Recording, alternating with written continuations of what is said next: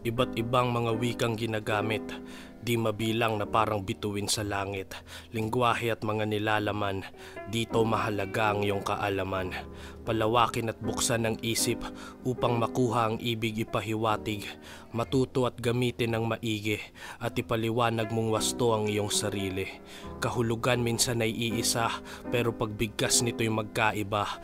Iba't ibang uri ng salita, pangmayaman, pangmaralita. At ang iyong wika sa akin ibahagi upang maunawaan sambit ng iyong labi. Ituro mo sa akin tabas ng iyong dila, nais matutunan ng gamit mong wika. Iba't ibang uri ng mga ito, kanya-kanyang tunog na nakakalito. Dapat pakinggan ng masinsinan, wika ang tulay sa ating pagkakaintindihan.